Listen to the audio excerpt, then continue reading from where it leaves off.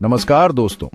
आज हम एक ऐसे सफर पर निकलने वाले हैं जहां सूरज की किरणें तलवार की तरह चमकती हैं, जहां रेत के टीले समय की रेत की तरह बहते हैं, जहां जिंदगी खुद एक चुनौती है। जी हां, आज हम बात करेंगे मरुस्थल की, एक ऐसी दुनिया जो रहस्यों और विरोधाभासों से भरी हुई है।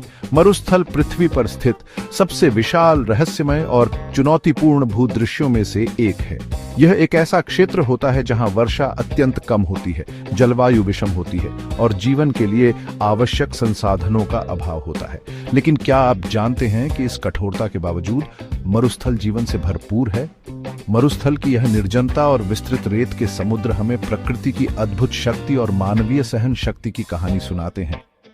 तो आइए, आज हम इस वीडियो के माध्यम से मरुस्थल के अनछुए पहलुओं को जानेंगे, समझेंगे और उनके प्रति अपनी जिम्मेदारी को पहचानेंगे।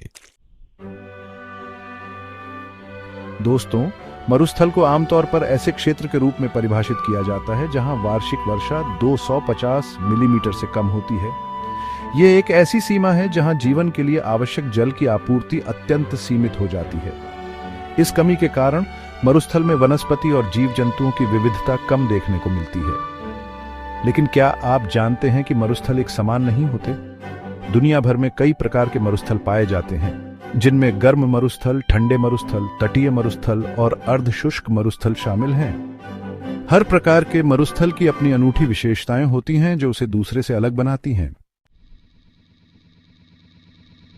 अब हम बात करते हैं इन मरुस्थलों के साम्राज्य की, जो धरती के लगभग 1/3 हिस्से पर फैला हुआ है। दुनिया के कुछ प्रमुख मरुस्थलों में शामिल हैं अफ्रीका का विशाल सहारा मरुस्थल, अरब प्रायद्वीप का अरबियन मरुस्थल, मध्य एशिया का गोबी मरुस्थल, भारत और पाकिस्तान में फैला थार मरुस्थल और दक्षिण अमेरिका का अटाकामा मरुस्थल। इन विशाल मरुस्थलों के अलावा छोटे मरुस्थलीय क्षेत्र दुनिया के कई अन्य हिस्सों में भी पाए जाते हैं।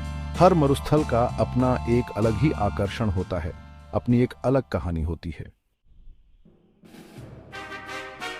दोस्तों, मरुस्थल की जलवायु को अगर एक शब्द में कहें तो वह है चरम। दिन में सूर्य की तीव्र किरणें रेत को इतना तपा देती हैं कि आप सोच भी नहीं सकते। तापमान 50 डिग्री सेल्सियस से भी ऊपर पहुंच जाता है। लेकिन जैसे ही सूरज ढलता है, गर्मी तेजी से कम होने लगती है और रातें बेहद ठंडी हो जाती हैं। इस तापमान के उतार चढ़ाव के कारण ही यहां जीवन इतना कठिन है। चैप्टर 4, रेत में जीवन की एक जड़ है, वनस्पति और अनुकूलन। इस कठोर वातावरण में भी जीवन ने अपना रास्ता खोज ही लिया है।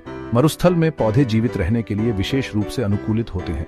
उनकी जड़ें लंबी और फैली हुई होती हैं ताकि वे भूमिगत जल तक पहुंच सकें। कैक्टस, बबूल और खेजड़ी जैसे पौधों ने पानी को अपने तनों और पत्तियों में संचित करके रखने की अद्भुत क्षमता विकसित की है।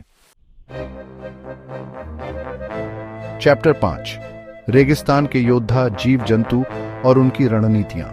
दोस्तों, जिस तरह पौधे मरुस्थल में जीवित रहने के लिए संघर्ष करते हैं, उसी तरह जानवरों ने भी यहां अपना अस्तित्व बनाए रखने के लिए अनोखे तरीके ईजाद किए हैं। ऊंट, जिसे रेगिस्तान का जहाज भी कहा जाता है, अपने कूबड़ में वसा संग्रहित करता है जिसे वह ऊर्जा के रूप में इस्तेमाल करता है।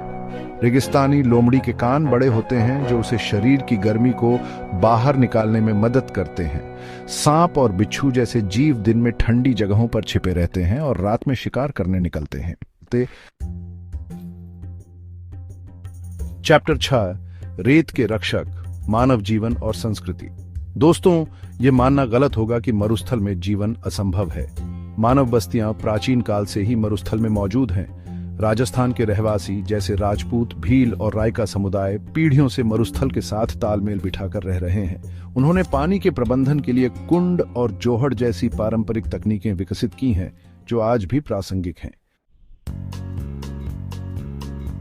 दोस्तों, मरुस्थल सिर्फ रेत और धूप का घर नहीं है, बल्कि यहाँ खनिज संपदा भी प्रचुर मात्रा में पाई जाती है। तेल, प्राकृतिक गैस, सोना, चांदी और यूरेनियम जैसे मूल्यवान खनिज मरुस्थलों में पाए जाते हैं। इसके अलावा मरुस्थल सौर ऊर्जा के लिए भी अनुकूल स्थान माने जाते हैं। थार मरुस्थल में स्थापित किए गए सौर ऊर्जा प्लांट इसका उदाहरण है। चैप्टर 8, रेत का फैलता साम्राज्य, पर्यावरणीय संकट और संरक्षण। दोस्तों, आज मरुस्थलीकरण एक वैश्विक समस्या बन गया है। इस प्रक्रिया में उपजाऊ भूमि धीरे धीरे मरुस्थल में बदलती जाती है। वनों की कटाई, अत्यधिक चराई और जलवायु परिवर्तन इसके प्रमुख कारण हैं। हमें इस समस्या को गंभीरता से लेने की जरूरत है और मरुस्थलीकरण को रोकने के लिए ठोस कदम उठाने होंगे। चैप्टर 9, सुनहरा सफर, पर्यटन और सौंदर्य। दोस्तों, कौन कहता है कि मरुस्थल सुंदर नहीं होता? इसकी खूबसूरती अनोखी है, निराली है। जैसलमेर का सोनार किला, बीकानेर की ऊंट सफारी और पुष्कर मेला जैसे आकर्षण हर साल लाखों पर्यटकों को अपनी ओर खींचते हैं। मरुस्थल में रात बिताना तारों भरे आसमान के नीचे एक अविस्मरणीय अनुभव होता है।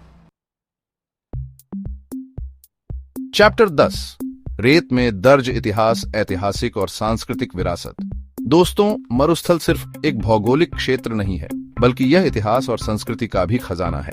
प्राचीन काल में मरुस्थल व्यापार मार्गों का हिस्सा थे और यहाँ कई सभ्यताएं फली फूली हैं। यहाँ के किले, हवेलियां और मंदिर स्थापत्य कला के बेजोड़ नमूने हैं, जो हमें अपने गौरवशाली अतीत की याद दिलाते हैं। दोस्तों, आज के इस सफर में हमने मरुस्थल को नजदीक से जाना और समझा। हमने देखा कि कैसे यह निर्जन भूमि भी जीवन से भरपूर है। यह हमें सिखाता है कि प्रकृति के साथ सामंजस्य बनाकर कैसे जीवित रहा जा सकता है। जलवायु परिवर्तन और मानवीय हस्तक्षेप के इस दौर में मरुस्थलों का संरक्षण हमारी सामूहिक जिम्मेदारी है।